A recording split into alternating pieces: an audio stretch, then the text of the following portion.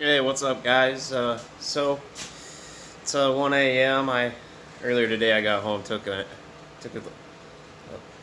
Why can I never speak when I'm on camera? Shit.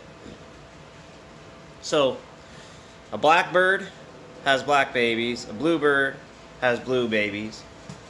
A red bird has red babies. What kind of bird has no bird? Ugh, no babies. Can't even tell a joke. A swallow. But anyway, uh, I think my fears with the starter are going to be going away. I'm going to find a jumper wire, and we're going to see if the motor won't crank over. So stay tuned. So I got this battery here. I'm just jumper cables up, jump from one side of the starter, and then ground out on the exhaust manifold. I can't really film and do it from inside the car, but I'm sure that would work too. But all you got to do is hook a jumper. I got a gator clip there. Hook a jumper over and touch it to your starter solenoid. So I got a piece of blue tape on the crank. Whoa, she's doing something.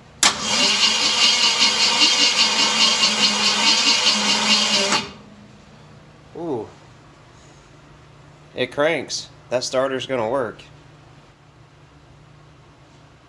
Was it going backwards for a minute there? No, that's right. But anyway, so any of you guys out there with older Ford vehicles, you can run at least so far I would say you can run a 68 flywheel and a 68 starter into a Cruise-O-Matic transmission. Seems like it's going to work. Before I turned this thing over, I went ahead and I added a little bit of fogging oil down each cylinder. It sat for a little while. I don't want to mar it up or anything before it actually is time to run. And then when I do run it, I'll probably feed a little bit of gas and two-stroke mix down the carburetor to help fire it off. But got under the car, is looking pretty much finished up. I got to get some exhaust gasket donuts. They're like the little, how do you describe them? Little mushroom-shaped ones. And or they got like one end's tapered, the other side's not, and it's got a sleeve that it fits into. And that's what I want to put on because I've always had really good luck with those gaskets for a V8. It's just O'Reilly's had the inside of the exhaust diameter is like an inch and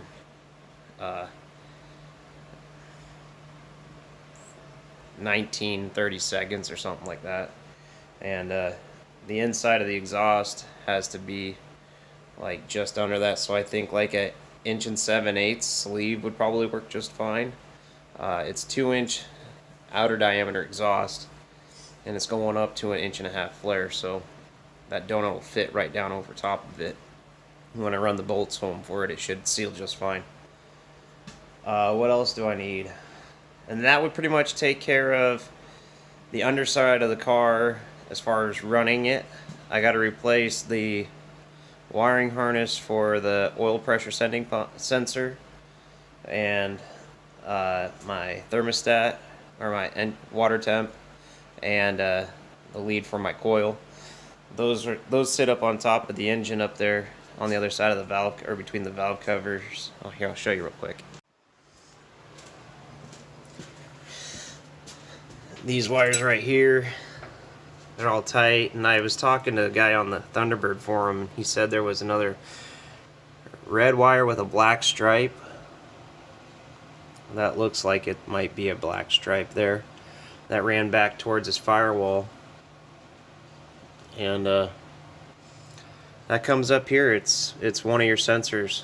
I'm not sure which one this one is exactly. I know a couple weeks ago with my daughter in the car, with the key on, I could put test lights up and I could get functions out of the oil pressure gauge, the temperature gauge, and with the key on, one of these three should just be a constant hot.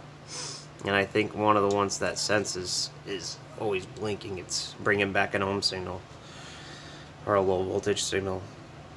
But other than that, it's just basically the front end here, and Filled this void up with a radiator. I got the cooling hoses and stuff, so I think maybe tomorrow, if I get the fuel line plumbed and the distributor in and all the spark plugs in, I'll buy another battery, or a good battery, and actually try to run this for a minute just to see what happens. Get some motivation. Hey, and comment down below if you can remember what I was doing, because I don't. 1 a.m. brain farts. Alright, what's up, guys? It's about 2 o'clock in the afternoon. I got my chores done, ran my errands, and got some parts. We're going to do some fuel lines now. So some of you might remember this fuel filter here. This is from the flush job that I did earlier on the car. I think I'm going to still run this one down below, and then run a metal canister I picked up. That guy right there, I'm going to run that up by the carburetor, so kind of a pre-filter before the pump.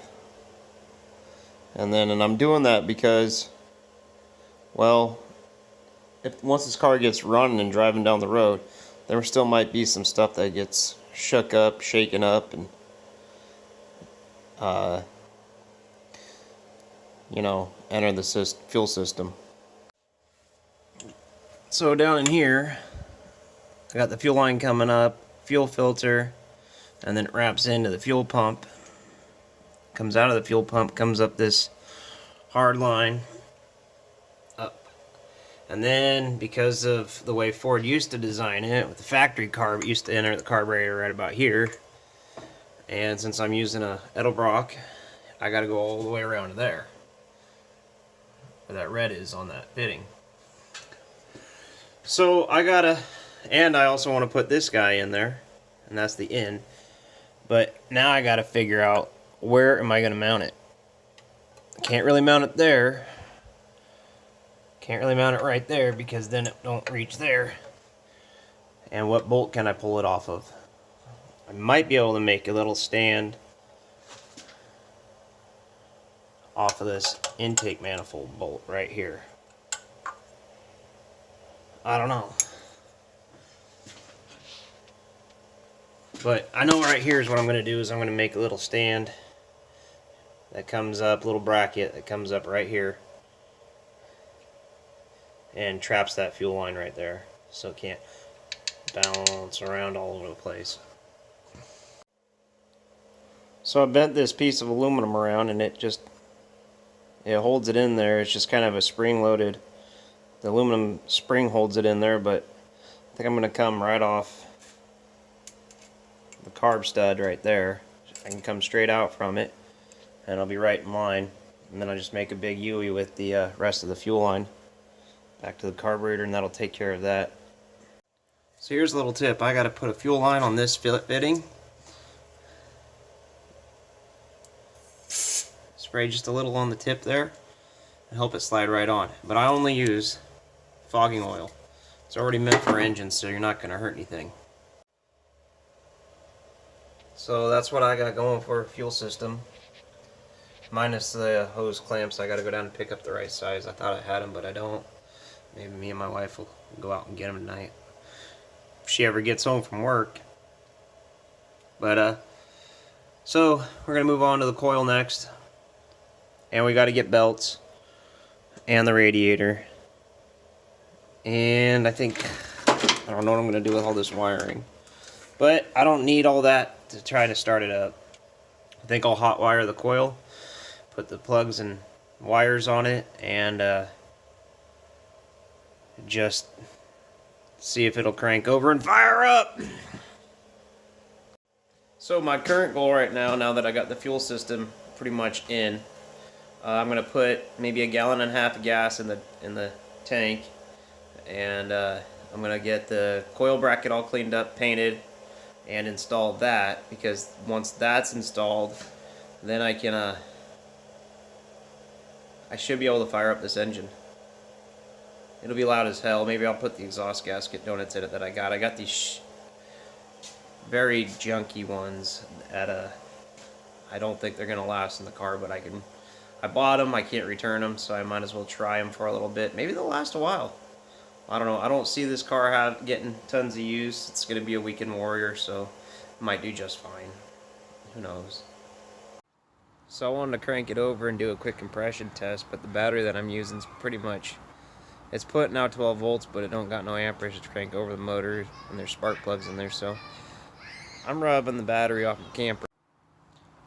That's like a brand new battery last year. Well, if it was ever sunny out, it'd be charging, so it should be good. Well, it cranked it up to at least 60. Even this battery's not feeling that happy. Let's try it again.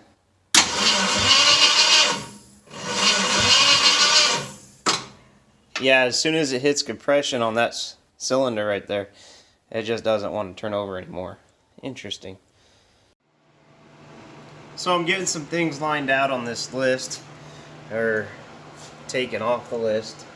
The wiring was actually a pain in the ass because I have the 3 wires that run on top of the intake manifold. One goes to the temperature sensor, one goes to the coil, and the other one goes to the oil sending unit for oil pressure.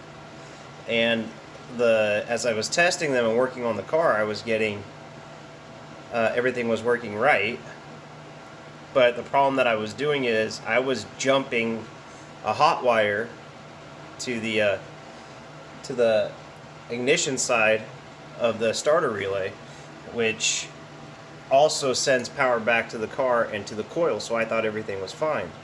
But after I got everything lined out and which went where, I actually went to turn the key on and I had no power at the coil. So I'm surprised fuel lines aren't on there, but those are plumbed. But anyway, back to so what ended up happening was when I pulled the dash out originally for this car, and it's a very complicated dash, and I redid the whole entire dash in it. And well, when I say redo it, it did it. I recovered it, and it was a pain in the butt to do because of all the curves in it. But I got it lined out finally. When I pulled everything apart, though, there was in the wiring harness manual. It says it's a red and green wire for the ignition coil, or pink. So in this car, in the dash, it's pink. I had pulled it off the ignition switch from the dash, and I had labeled it ignition. So today when I was trying to figure out where I lost the signal at, I didn't know if it was the resistor wire that was in the system, or if it was in the key switch itself, or if when I redid the wiring harness, maybe I had not made a good connection there. But as of right now, it sits at 8 volts, so that's just about perfect where you want your power wire for your coil to be. Other than that, I think I'm going to call it a night. It's Sunday, so I'll be back at it tomorrow morning. I got the day off from work. So you guys stay classy. And in the words of Putin's Fab Shop, sitting on your ass doesn't get your projects done. Don't forget to like and subscribe. Well, I tell you what, this car's really starting to come together. We're knocking down the list, and you know, I'm surprised in my skills. I've never been to school, never ever restored a car before. I don't know what I'm doing. Everything that I do know, or everything that I've learned, I watched YouTube. So stick around, I might teach you what I know.